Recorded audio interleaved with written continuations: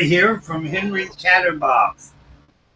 Today's date is, excuse me, today is June 27th, 2026, and this is episode 31. Henry's Chatterbox comes to you from a shed in my yard in Newport Richey, Florida. We talk about life topics, we talk about we talk about a specific topic every week. No politics. We never talk about politics. And we are not experts. We're just people with good, clean, wholesome chat. And we might have our opinions, but we definitely are not professionals. I'm Henry Berner, and with me is Randy. Randy does all the technical stuff. I sure couldn't do it. And today's topic is all about practical jokes. And before we get started on that, Randy has some advertisements. And let me read this to you. Let me say this. Be aware the advertising you are about to hear does not necessarily express the personal views and or options of members of the podcast. Randy. All right, first we have Skit Trivia by Henry Berner at www.amazon.com/author/Henry Berner, spelled HenryBerner. Next we have The Kids Guide. Alright, parents, real talk for a second. America is about to hit a huge milestone.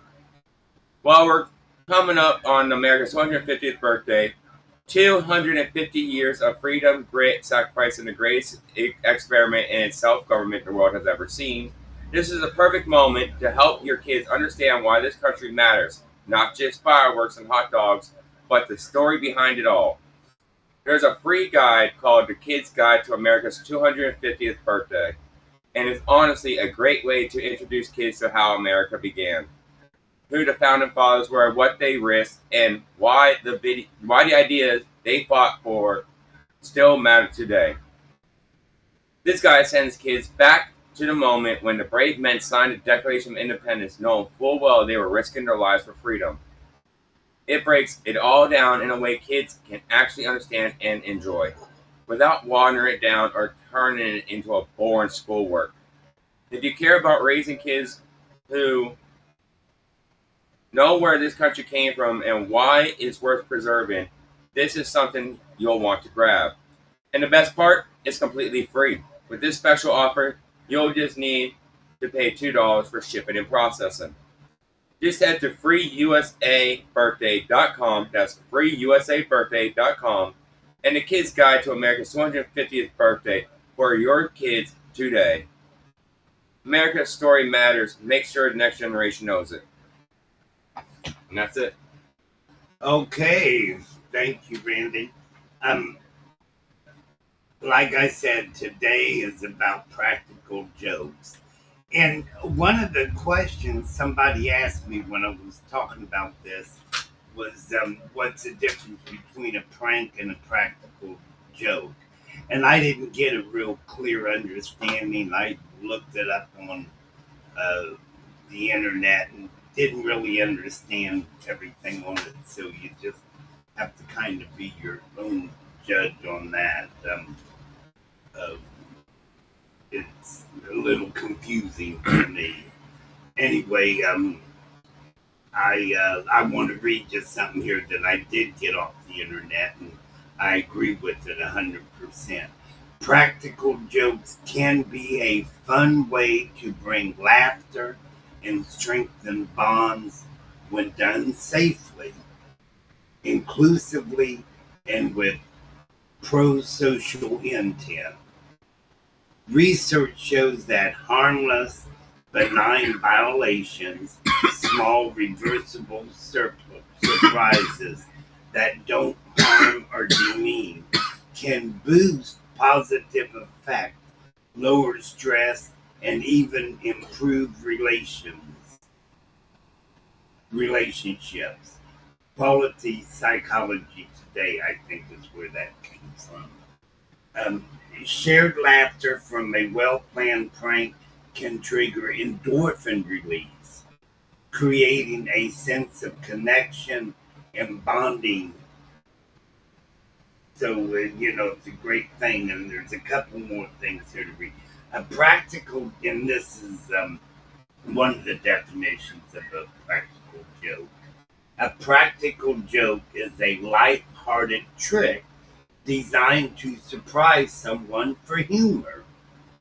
And the goal is to make them laugh, not cause harm or embarrassment. Didn't he?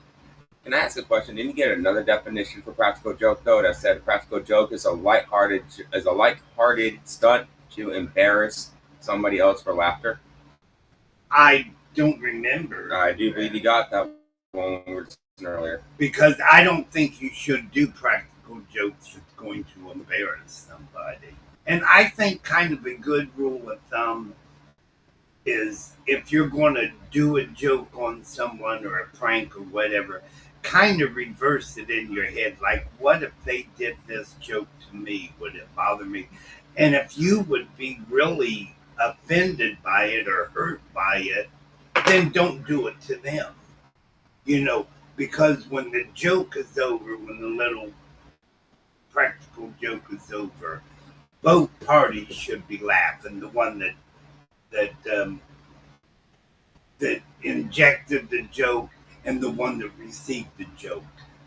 I believe you both need to be laughing, and it definitely shouldn't be something that's dangerous. I wrote down some bad practical jokes. These practical jokes you should never ever do. One of them is, you probably all heard the thing about the front porch bag, putting a bag of garbage on someone's front porch and lighting it and yelling, knocking on their door, fire. It's crazy. Um, Another one, and I especially um, don't like it when people do this when the kids thinks it's funny, and that's giving someone the wrong directions. Back in the day before MapQuest and all that, it was not uncommon for somebody to approach and say, "Can you tell me how to get to so and so?" And if you're going to give someone directions, give them directions. Um, there have been cases where somebody accidentally gave the wrong direction, but but if someone asks you for directions, think about it. Would you want someone to give you the wrong directions and you end up somewhere and it's just silly to do that. And this one I think was terrible. These last two on the bad practical jokes. Um, and I did not witness this one, but I saw it on television. I think this guy hired some people and bought a bunch of balloons and had him go to his house and tell his wife that she won $1 million. And she was all excited, crying, and then he revealed that it was a joke. She didn't win nothing. And I thought that was a terrible joke to play on somebody. And then here's this other one that I experienced this, and I just thought common sense should have told this person not to. And what it was, it's back years ago when I was young, a group of us, we just hanging out, bunch of kids hanging out. And one of the people that came in, that was in our group, one of our friends came and said, "Oh my gosh, y'all know so and so just died. He jumped off the roof." And we said, "Oh my gosh, did you get hurt?" He said, "It killed him. They're down there taking him away now." And we were just all devastated. We were just shocked. And I believe it was about an hour before he told us. I was just joking. He's fine. He said he couldn't come out tonight, couldn't get away. And I thought, that's terrible. That, we told him, we said, that is not a decent practical joke to joking around. It's crazy. That's not even classified as a joke by definition. The last two you just said are classified as pranks. Well, pranks, That's whatever. literally what a prank is. Call it what you title. Like I say, there's definitions on there, and I didn't understand them. So, I had it one time, and this was kind of funny. He, I come home from work, and my roommate wasn't home like he would normally be. And I believe there was a note on the table. I went to the store, something, I'll be back. And it was about 30 minutes later, he hadn't come back. It wasn't too long because here it was, he was hiding in the closet. And he knew I'd go to the closet eventually to kick my shoes off or something. I tell you, when I opened that closet door and saw him standing there, I, oh my gosh, I about passed out. We both laughed about it though. That one's kind of borderline. If you want to do that to someone, really think about it. You don't want to give someone a heart attack. You all know the toilet seat prank. You put the saran wrap over the bottom part, and then you can't tell that it's there, and you go to pee and it. I like the doorway prank. The doorway prank with the waterfall. No, what you do is you take a bunch of saran wrap, put it across the doorway above from chest up. Yeah. And you call the person out to you through the doorway, knowing they got to walk through that doorway, and because it's see-through, they walk right into it, and they go backwards, and they start swatting away, thinking they ran into a spider web. Oh my gosh! Yeah, that one would be fun. I also like the scary pranks too, where you watch on Halloween those people that dress up as horror outfits and start chasing people down the road. Yeah, but those can end badly. Yeah, they can. The whoopee cushion, that's an oldie but goodie. That's designed to embarrass. And, I don't understand my note here. I wrote sandwiches here. What in the world did I mean by that? Stand by, folks. Huh. I don't know. You don't mean where you turn around and say you're going to make somebody a sandwich, but you put fake meat in it or something like that? Or a piece of paper, I don't. I don't know why I wrote sandwiches there on my notes, because I forgot. Okay, the fake joke. Now this one I love, and I think I created this one. Maybe other people done it. When one person's not there, and you have a couple other people with you, and you tell them that you're going to, when the other person arrives, you pre-planned a little joke that makes no sense, but when you deliver the fake punchlines, the ones that scheming with you, they just laugh, and the newcomer kind of looks around and says, "I don't get it." And they said, "Here, tell it again, and listen this time. It's hilarious." So I tell the joke again, word for word. They laugh again, but the newcomer just shakes his head and says, I don't get it. And we said, well, we're tired of explaining it to you. If you don't get it, we don't understand why. But now it's an inside joke. Yeah. With the fake joke. Now this happened to me. Before I reached a gal that worked with me in my activity department, and they there was some event, I can't remember what it was, but it was an important thing, and we was all scheduled to be there because it was a big thing. It needed all of us to be involved in it because it was you know anyway. On my way to work, I got a phone call from each one of them. Something terrible happened. They couldn't make it. They was so apologetic. Said, "Look, I know this is a terrible day for me to miss, but," and they all had legitimate reasons. And so I'm going to work thinking, what in the world am I going to do? I can't do this by myself today. I can't remember what the event was, but I went to the office and unlocked the door and went in. Of course, it was dark. I flipped the light on. And when I flipped the light on, all three of them were sitting there laughing.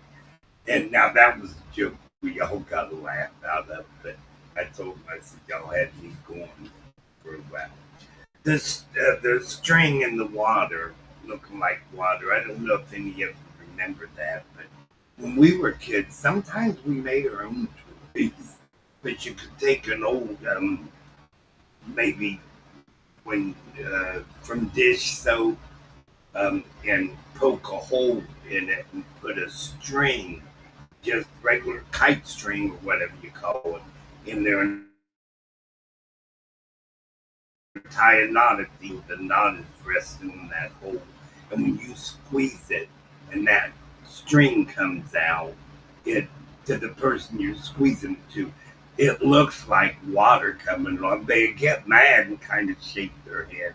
They it's not water. It was just a string. Of course, everyone knows about the eggs. You know, we were very bad sometimes when you let them get color all these things. You let them get rotten, and then you go to somebody's house you really don't like and start pegging their house. Well, I never did anything like that, and if you did, you should be ashamed of yourself. I plead the Fifth Amendment. I also plead the Fifth Amendment. How many roll toilet papers I've gone through on Halloween nights? Okay, well, I never did that, but we did dye a couple eggs because people would take the egg and crack it on your head and then peel it. You know how a hard-boiled egg, you had to crack it first and peel it. And, every once in a while.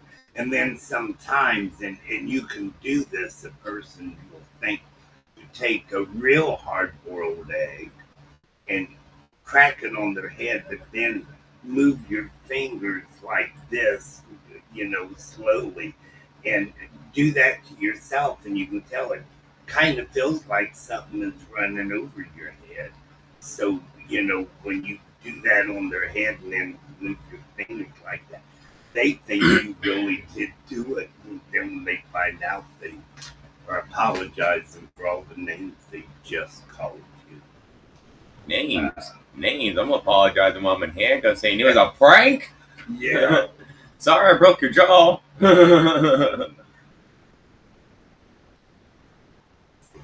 I still don't know what this is. Anyway, I got a list of practical jokes here. They're just one-liners. Some of them are, I don't understand them, so I might just skip over them. What are practical jokes?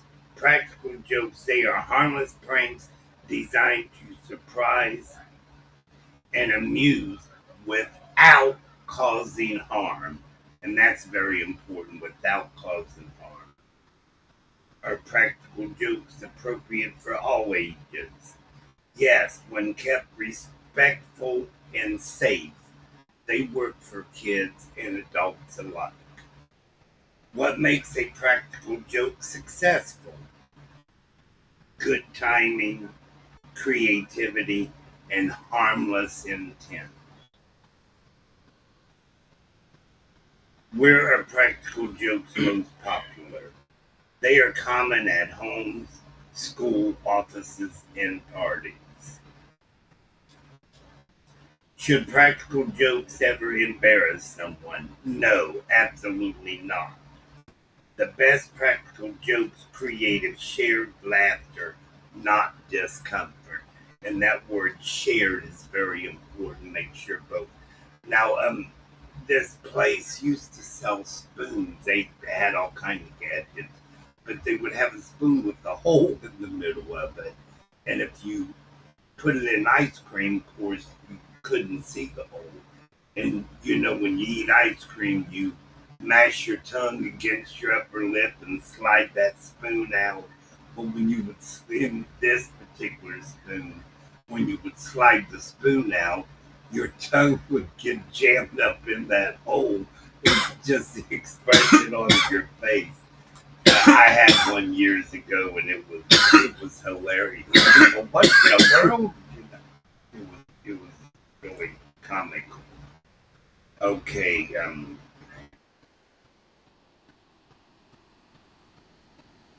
practical jokes bring creativity and laughter into everyday moments when done with care. They transform ordinary situations into unforgettable memories through surprise. Uh, Through surprise and timing. Moreover, harmless pranks help strengthen relationships by encouraging shared joy. There's that word shared again, very important. When respect is kept at the center, humor stays positive and fun. A well meant practical joke always leaves everyone smiling. In the end, laughter created together is what makes practical jokes truly timeless. And here's some. I like this definition. You what? I like this definition of a practical joke. Okay, let it roll. A practical joke is an action-based trick designed to make someone look foolish or feel confused, perplexed, or mildly embarrassed. Unlike standard verbal jokes or riddles, practicals are physical, real-world stunts like swapping salt for sugar, moving a chair just as someone sits, or using a whoopee cushion. So that definition kind of contradicts another definition. I don't. Well, whoopee cushion is a practical joke and embarrasses people. I don't think whoopee cushions embarrass people. Yeah, they do. Anytime I've seen someone sit on a whoopee cushion, they laugh. Out of embarrassment. I've done it to a teacher, and that teacher was bright red and Wouldn't laughed. embarrass me. Yeah, not you, but other people may be embarrassed by a whoopee cushion because of the sound it makes. Some people are embarrassed by farts. Well, yeah, some people are, but it wouldn't embarrass me. But you're right. So I think you have to kind of know the person you're going to do. You just gotta figure out what you would be comfortable having done to you. That's what Right, it is. exactly. If you're comfortable with it, go for it. If not, don't. Whoopee cushion is a classic. Fake spilled drink. Oh, those are funny. The rubber snake prank. Be careful with that one. I've heard a lot of stories, and when I was younger, I threw a rubber snake on some girl. There's another one that's good. It's called the disappearing drink. Oh, really? You get a cup that has a set amount of liquid in it, and then you pour liquid in there, and as it's pouring the liquid in there, what it's actually doing is making that liquid look like it's disappearing. The liquid's going in, but it's being sucked up into this other part, Right, and to being made to another look distant. chamber. Right, Being made to look, and the liquid that was in there is now gone. right. Or you can turn around and have a straw, and then you suck on it, and the straw has a sensor in it to the cup, and it actually sends a color that makes it look like everything's disappearing. Yeah, I think I've seen them. Those are fun, and those are safe.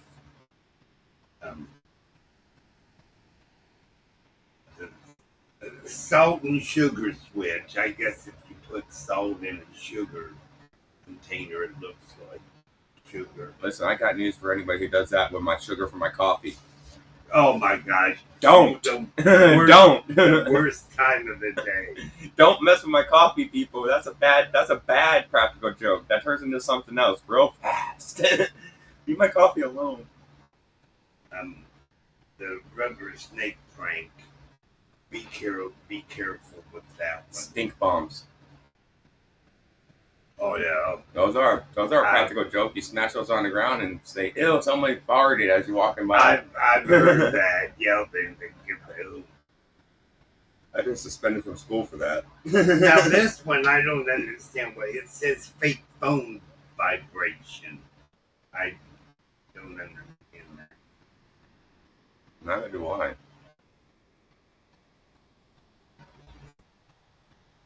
Fake missed call note. Sticky tape on sensor. Fake scratch sticker. Paper under mouse.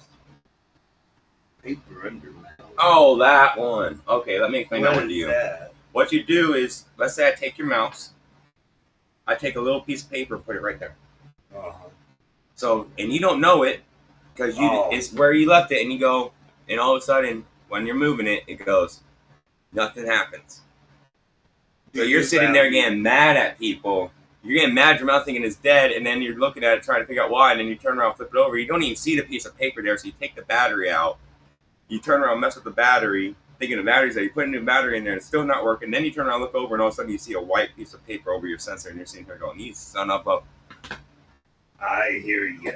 Don't ever do that to me. Well, now I'll probably always look at mine. Listen, I always look at mine before I touch mine because I know that prank. People have done it to me before.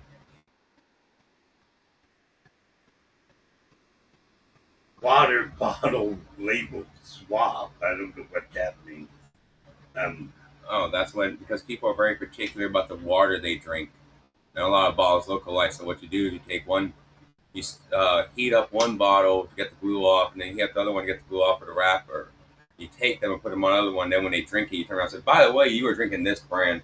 That's a vindictive one, but it is funny. This water's water. What matters? Fake to-do list. I got a real to-do list. Oh, I understand. Fake one would probably cheer me up. I can understand a fake to-do list. Sometimes you want to have one of those on standby if you don't want to deal with somebody. Oh, I got this, this, and this to do. See my list? Gentle scare prank. How in the world do you do a gentle scare prank?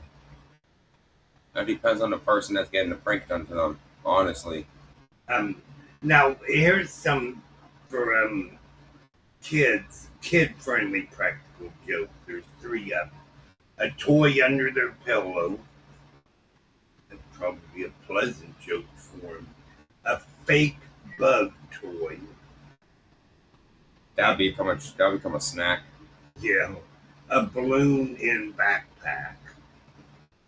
I don't know what a balloon in the backpack would be. It will pop when they set it down with the books and stuff in there, so it would make a loud pop and scare the shit out. Yeah. Excuse my French, but I had to use that word. It will scare the crap. Yeah, it's gonna scare that out of them and everyone else in the school with them, because now today's day and age, they're gonna think that's a gunshot, and all of a sudden the school's on lockdown. Yeah, so don't do that one, folks. Don't do that when they're going to school. Right. They're going to a birthday party or something like that. Do it all you want. Now, somebody years ago, I never got any, but I was a practical joker. They sold plastic that had some kind of liquid in it and a bug. It was encased, and it looked like an ice cube with the bug in it. Oh, the bug ice? Yeah. That's what it's called, is bug ice. Right. And, people would, you give them a drink at your house and they see that and they're like, "Oh, there's a bug in my drink." You laugh at them. No, there's not. That's that bug ice. Now, what I used to do is I used to go to the candy stores in the malls. Yeah. That sold the bug candy and buy it and then put it into and then wrap it up in something else and make it look like it's like an actual name brand candy. And then turn around and hand it to my friends when they open it up and they start eating it. They don't notice that there's a bug in it, and then they get to it and they're like, "Oh my god!" And it's like, yeah, that's what's called bug candy, and it's real candy. Scorpions, grasshoppers. Remember, when you're doing a practical joke, make sure that when the joke is over, both of you are laughing. Everyone's laughing. Or at least you're comfortable with it being done to you. Right, and that you would be comfortable with it being done. I think that's the biggest part. If you're willing to have it done to you, then go for it. Right. But know that they may not end the way you want it to. You may end up with a busted jaw or a fat lip. Or worse in some cases here recently with some of these pranks and practical jokes endings lately. Anyway, as we wrap up, did you have an? No, just be safe when you're doing this stuff. Okay, so we wrap up. We sign off with the Lord's Prayer. Lord's Prayer. So I'll recite that. Now, our Father, who art in heaven, hallowed be thy name. Our kingdom come, thy will be done on earth as it is in heaven. Give us this day our daily bread, and forgive us our trespasses, as we forgive those who trespass against us. Lead us not into temptation, but deliver us from evil. For thine is the kingdom, the power, and the glory forever and ever. Amen. Thank you for watching, listening. Comments about previous or future episodes are welcome and appreciated at henryberner@yahoo.com. Henry's Chatterbox is planned to start every Saturday between 3 and 3:30 p.m. I'll pop up on Facebook and announce next week's topic. Please hit like and share. And you subscribe. Know what to and subscribe. Yeah, don't forget to subscribe. Okay, I stand corrected. Please hit like and share and subscribe. Thank you and have a great week, and we'll see you maybe next week. Next week's July 4th, so we may skip that one. But I'll be popping up on Facebook and letting you know. And thanks for watching.